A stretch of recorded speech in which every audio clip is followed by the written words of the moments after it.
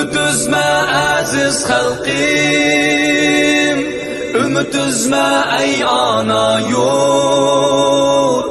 Biz atlandık bu küreşke, o yıl taştak uyuşup. Allah verse bu nusretni, bizgilerimiz sep bulup. Zalimlarni yığlatgudek, Uyghurs gibi küçlük bulup. Lepildeydi asminanda, göz çaknitip şu günü. Ay yıldızlık gök bayrağım, ey ana makam. Ay yıldızlık gök bayrağım. Assalamu alaikum wa rahmatullahi wa barakatuh, dear brothers and sisters. You've come to another episode of our Happy Uyghur series where we interview the Uyghurs who still have family members who are arbitrarily detained in Chinese concentration camps, and this false pretense that for some reason that the Uyghurs are so happy with China's policies. I have a very special guest with me here today. He is the son of parents who are in Chinese concentration camps. But right now he is fighting for his father to be free. None other than, you've seen the ad. I'd like to welcome everyone to the show, brother Arfat Erkin, aka Alfred. Assalamu alaikum, dear brother. How are you today? Alaikum assalam. How are you? I'm good. I'm very good. Well, you know of this series. Thank you for coming on the show. When you hear the term coming, I want to get to your personal story, but just, in the news, whenever you see the term Happy Uyghurs, Dancing Uyghurs, we are uplifting all these uneducated Uyghurs. And we'll get to your father's story of how false this is, that the Uyghurs are uneducated, and without China, the Uyghurs would be nothing. What do you think about this? Sure. It is very ironic to see the dancing Uyghurs whenever China release a propaganda video, and just like as if it's Uyghurs are living in some kind of Bollywood movies or La La Land, just like randomly dancing on the street for no reason at all. Like, it is very, I guess, it is very typical colonial narrative to put the indigenous people of the occupied land or the territory to as like some kind of not educated people, and depict them as some kind of barbaric, and so that they can get away, so they can justify what they're doing. But yeah, it is very ironic and it is very hypocritic. It's whenever I see that the term Happy Uyghurs, it's just, and if I'm not mistaken, the Chinese foreign minister said Uyghurs are the world's most happiest Muslims, and that is I don't know how other Muslims feel about it, but yeah, it's very weird and hypocritic. Yeah. Well, let's get to your story. Both your parents were in these camps. Your mother is out at the moment, but your father, is your father one of these uneducated Uyghurs that the Chinese government or the regime want to re-educate and make him, give him some money and, uplift him? My father, his name is Erkin Tursun. He is a well-known TV producer and a journalist. He is he graduated from university. Both of my parents are actually had university degree, and both of not just my parents, both of my grandparents on both sides, all of them have a university education, and my father is quite well known in the region for his journalism works. He won many national and regional awards, and even just a few months before his attainment, Chinese government local government actually awarded him as one of best 10 journalism workers. And he also did many TV shows, movies, documentaries. He also did projects for the United Nations about a few, I think, documentaries about some cultural heritage. I think, both of my parents also speak fluent Chinese. Both of them had their own respective career and very successful in what they do. My mom is also a mathematics teacher, um, and yeah, and both of them speak fluent Chinese, and both of them are, I will say, good educated, but still, they were detained, and it's none of the criteria or the description Chinese government using to describe all those camps. For example, for people to get a job, my parents have a job, and for people to get education or vocational skill to get a job and to teach Chinese. Most of my parents actually speak quite fluent Chinese, and actually, my mom, since 2009, Chinese government abolished the teaching of the Uyghur language education. So my mom, since 2009, my mom started teaching all her classes in in Mandarin because government abolished Uyghur language education, even though it's technically Uyghur autonomous region. But yeah. That's, I mean, your family doesn't really fit. I mean, both college, university graduates, educated, know the Chinese language, TV producer, quite well known. Um, what do you think the reason is? I would say the in overall scale, Chinese government has been just arbitrarily detaining people as long as they are Uyghur. But the criteria or the some merits that adds to is that if you're normally it's if you're religious or if you, for example, if you pray or if you fast or if you have very strong cultural identity or if you have if you have some kind of influence, positive influence in the Uyghur society. The Chinese government actually, as we have seen, they detained a lot of Uyghur scholars. For example, former president of Xinjiang University, honorary doctorate of University of Paris, Dr. Tashbati was sentenced to death. Former president of Xinjiang Medical University, Khalmarat Gopar, was also sentenced to death. So, and we have like list of hundreds of Uyghur scholars, doctors, and other people who are influential who have positive influence in society. So I think, in regards to my parents' detainment, I believe one of the reasons what I heard is that simply because I'm studied abroad, even though I came to America as an international student, with all the procedures Chinese government itself approved, and yeah, and one of the reasons is that, and I also heard that because of my father as a journalist and as a TV producer, he also I heard that he had like quite positive influence in the Uyghur society, and in Volja, in my hometown city Volja, my father was known by like people call him as like one of five like stars, not stars. I wouldn't say star, but something like intellectuals of the city or stars of the city. So.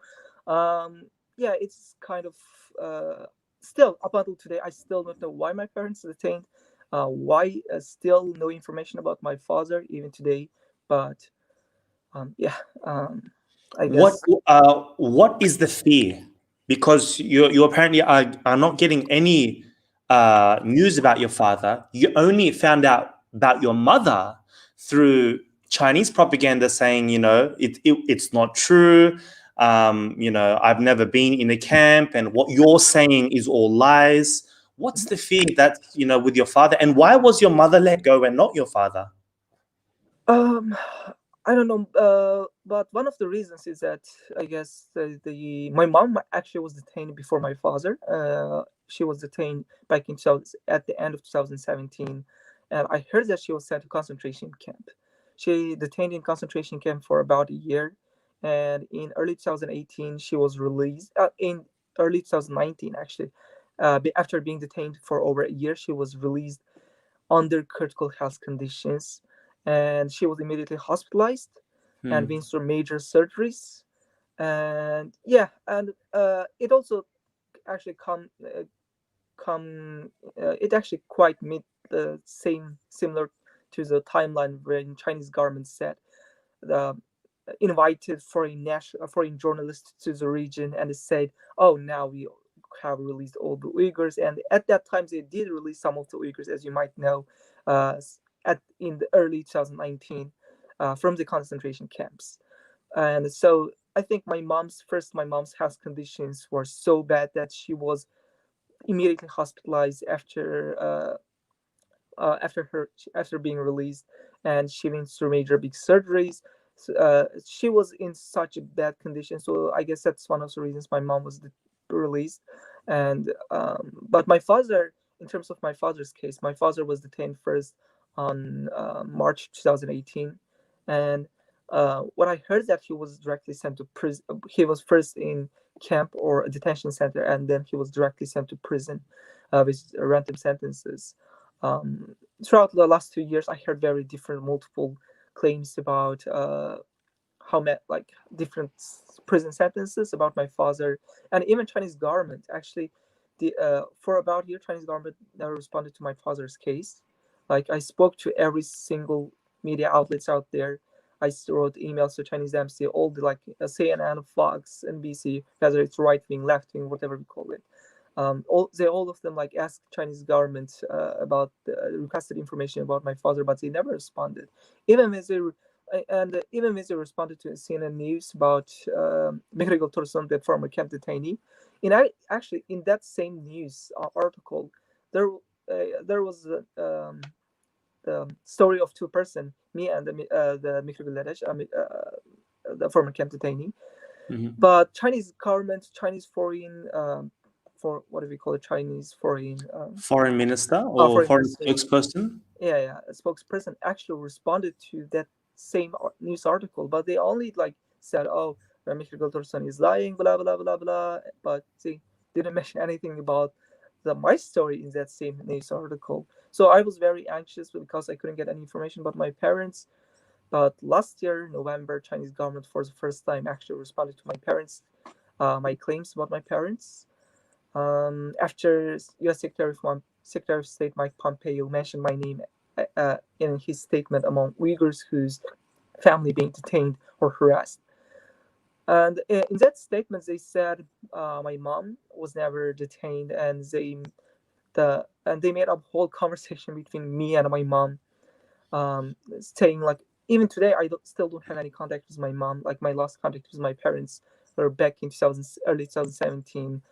On WeChat, but they said my mom supposedly having still conversation with me, and they told me, "Don't be a terrorist or don't learn from your father," or things like that. And they said my father was detained for violence and terrorism. That's what they said on their statement.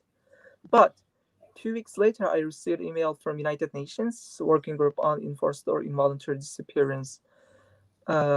They said that Chinese government responded to their request for information about my father back in September, a few months before Chinese government made a public response about my claims. And in their response to United Nations, they gave completely different reason, and has nothing to do with like violence or terrorism. It's like, so it is very, even today I still don't know like where he is, how he is, or like if he's in which prison he is, or even like if he's being actually sentenced, like what is the official charge. Like I mean, we know that they are just randomly giving sentences to the Uyghurs in the camps to legalize their detainment, but yeah, still I don't know why they're not giving any information or anything like that. But I guess my father was more influential than my mother in a term, because my mother was a mathematics teacher at elementary school, but my father was he also opened up schools, he did documentaries, he was a quite well-known journalist, so he had quite influence in the society. So I guess that's one of the reasons, that might be one of the reasons they didn't release him. As we're talking about the Happy Uyghurs, the Chinese propaganda, you mentioned just before you met with Secretary Pompeo.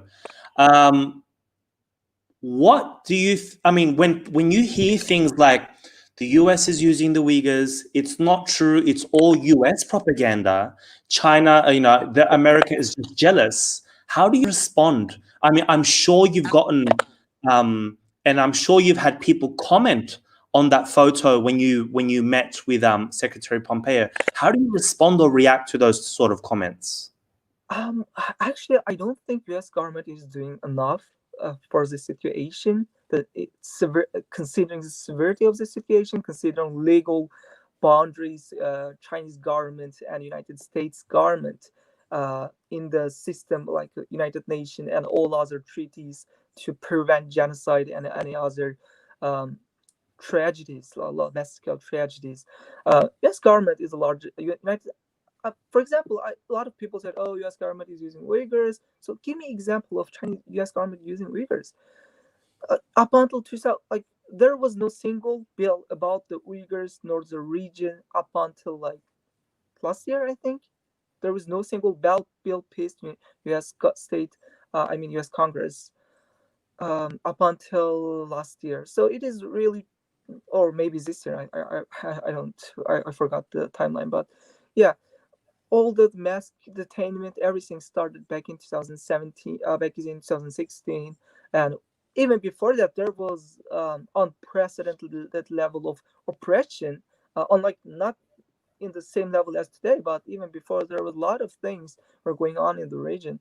But I think this government is just merely doing its responsibility as one of the most powerful nation in the world, also as a country that has like signed all those papers, all those treaties, all those conventions to prevent such tragedies in the human society. And it is also, whenever I see comments saying that, oh, it is CIA plot, oh, it's something like that, all those, some people, I don't know, like if he calls them like tanky or something like that, but I think it really frustrates me because actually it angers me more than the Chinese government, because of, I understand, even though what they're doing, Chinese government is very inhumane. It is utterly it's utterly what do we call it, disgusting, but it is not something new in human history. We have seen that like multiple times. Whenever there is a occupation, whenever there is someone trying to assimilate the local population, that's what they do. Like even these things have been repeating for years. It's Uyghurs versus Chinese. It's not something like something new, like the even in our history. But all those people, those tankies who have nothing to do with Uyghurs, all those people, they're simply just like the denying our tragedy, or denying our very existence, denying the attainment of my parents and all the millions, the pain of millions of Uyghurs, simply because they think communism is better than capitalism, or simply think because a country that doesn't even have a separation of powers, that doesn't have independent judiciaries, a country that doesn't have any election, a country that doesn't even have a free press, over relatively free countries in the West. So I think it is very tragic. And I came to America as an international student without like any,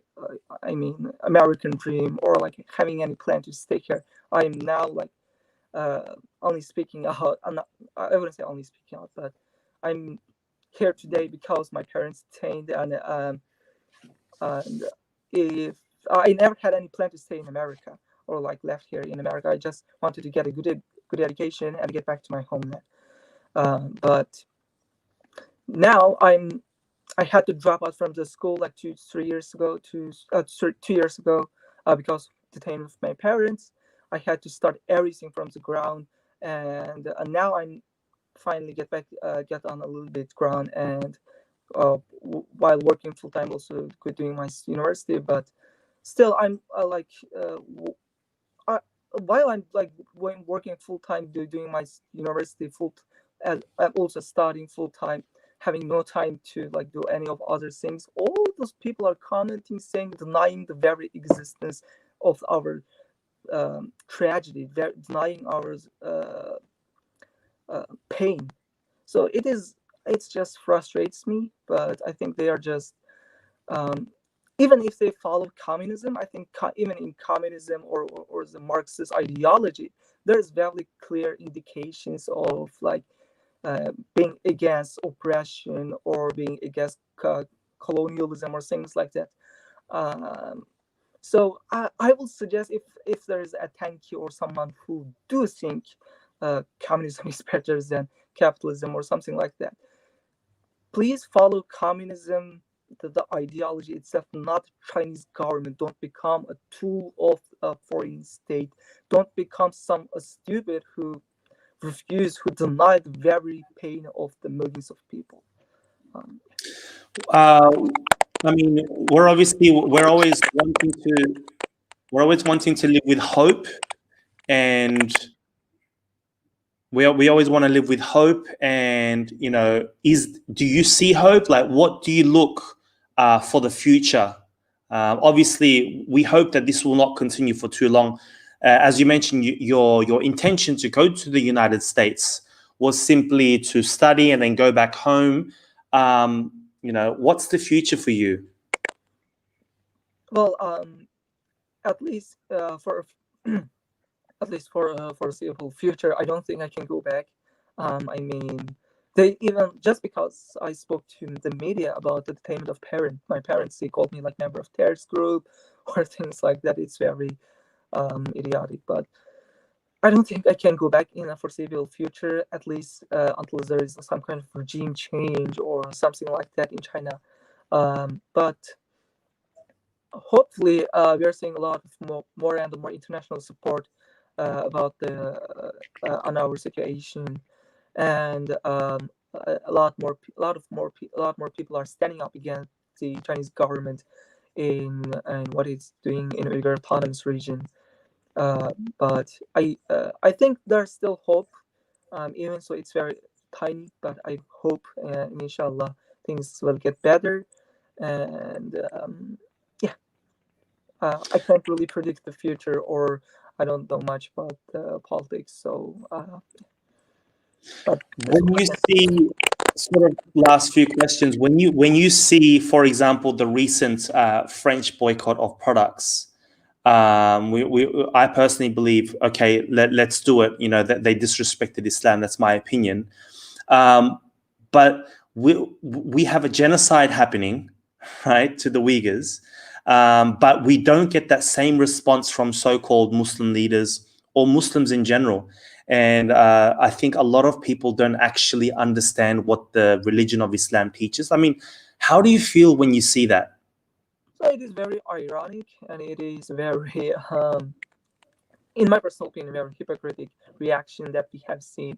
I mean, we have seen this before. Like a lot of Uyghurs experiences, a lot of Uyghurs experiences have seen this, how this hypocritic, this response from the people, and not just from the Muslims, but especially from the Muslim communities around the world, because for example, just speaking from my own experience, in my 18 years of life, I left the region when I was 18. So in my 18 years of life in the region, every year in school, I had to sign that me and my parents would not fast or do things like that.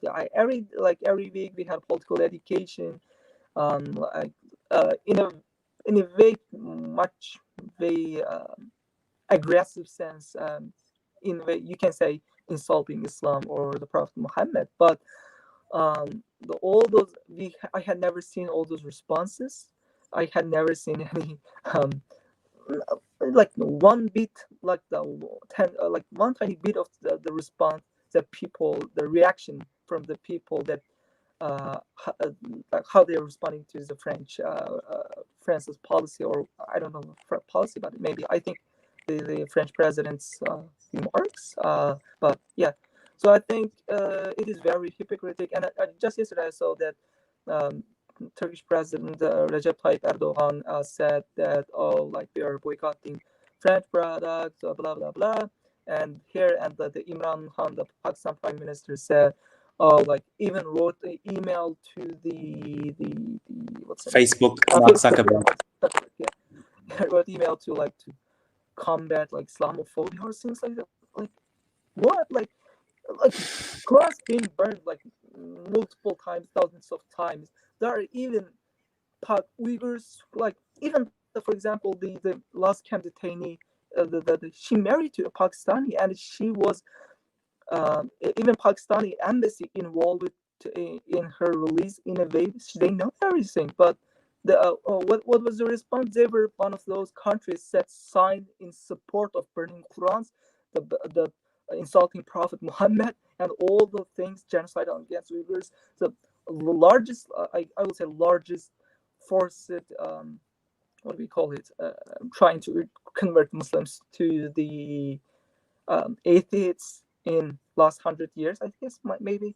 That is, yeah. So it is very hypocritical, I would say, this response, not just from the Muslim leaders, but just from the general public, because yeah, I guess it's kind of like bully psychology. I will say it's kind of bully psychology, where you don't say anything to the bully, but you just do the like.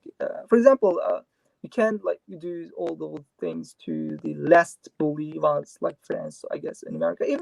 Even so, we can argue that, oh, this policy is wrong, or we are against this for any country, but regardless, I think it's very hypocritic, and it's also this is also can be a lesson to the Muslims around the world, that we need to be just to our sense of justice, and we need to be just. We need to face our own reality, face the world. Don't be like dragged by our emotion, blah blah blah blah. But instead, just to do. I'm not saying that you shouldn't respond to if someone says in America or in France or whatever country, you if someone says something you think that is wrong, or if someone do something that you think it's wrong, you should respond to that. I mean, you have free. You can say, or you can do like different activities. I mean, I'm not saying like you should like to kill someone or do like terrorist activities, but I'm saying that you have like legal ways of responding to any different remarks or different whatever we call it. But still, if you do that, but at least do that to everyone, or and yeah. Sorry, I got a little bit off topic. No, that's fine. That's fine.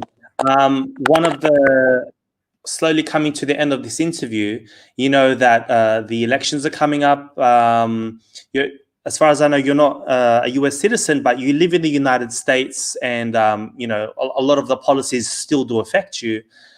We've seen that this Trump administration has been one of the most supportive in the history of US administrations. I'm wondering if you've read this article. If not, that's okay. But when, you know, this coming election, who do you think would be better overall, you know, for the Uyghurs? To be honest, I haven't read that article, and I'm not a political analyst or a political activist. But in my, I don't, I, they just, in my opinion, in my personal opinion, the Trump administration or the current administration did a lot. But I think it also, in retrospect, with the scale and the severity of what is happening in the region, the response is very correlated to what is the scale of the things that is happening right now. So I can't really say that Democrats, Republicans will do better if they get reelected, or like Democrats wouldn't do better than the Trump administration. But I think from the at least from just for the candidate Joe Biden, former Vice President Joe Biden, I think his remarks about the China is very questionable.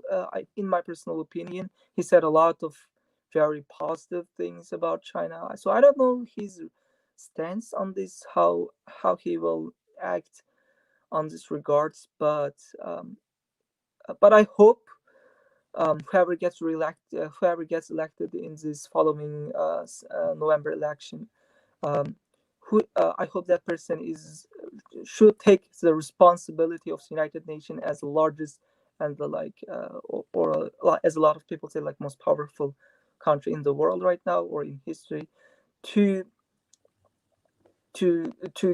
stick to the promise of never again, and to do some more concrete actions against the Chinese government. genocide and all other colonial policies in Uyghur Autonomous Region. And I also hope the United States government can take the Uyghur issue same as Tibetan issue. And we have seen this a lot on multiple the Uyghur history, Uyghurs relation with China, Uyghurs history is very similar to that of the Tibetans. We both were first occupied by Qing Empire. Before that, we were both independent. And even during Qing Empire, it was just military control. We still had our, we were still ruled by our own people, like our own king. But then in 20th century, multiple times we got our independence back, both Tibetans and Uyghurs. And both Tibetans and Uyghurs, for example, Xinjiang Uyghur Autonomous Region was peacefully annexed by Communist China in 1949, and Tibet was also peacefully annexed by China in 1950, just a year later. And both regions have the same autonomous status, but the response and the treatment of the Uyghur issue and the viewpoint perspective is very different, just both from the media and the U.S. government and other governments. So I think the governments should also take this the Uyghur issue same level as Tibetan issue, and I also hope it can be rightly considered as like colonial or territorial issue or like ethnic issue, not just from the perspective of religious freedom. I mean, I haven't really seen like Tibetan issue being like discussed or seen as like religious freedom issue. I mean, religious freedom is one part of the bigger one part of the problem, but simply attributing the whole Uyghur situation as a religious freedom issue, I think it is very misleading. But yeah, so I so hope the next elected government can, whoever gets elected, do more about the take the Uyghur issue to the same level as Tibetan issue. Thank you so much for today's interview, Arfat. Everybody, you can follow Arfat there. I've just got his Twitter handle there. Make sure you share his videos, hear his story. Before I let you go, I do have one more question. Look, you've got your dad here. If your dad was able to hear you right now, what would you say to him? I will say just wherever you are, however you are, I just hope you are okay, and I just hope him to treat himself well, even in the worst condition. Don't give up the hope. That's all I can say. And I'm doing very fine. He doesn't need to worry about me. And yeah, I hope he is still alive, at the very least. I hope to. Please, brothers and sisters, make dua for Alfred and his family and all of the Uyghurs currently in this modern 21st century genocide that is being committed by the Chinese regime. I want to thank you, Arfat. Thank you for your time. Please, brothers and sisters, share this video, share his story, follow him, get his story out there, and put pressure on the Chinese government regime as much as you can. Thank you so much, brother. Thank you. Assalamu alaikum wa rahmatullahi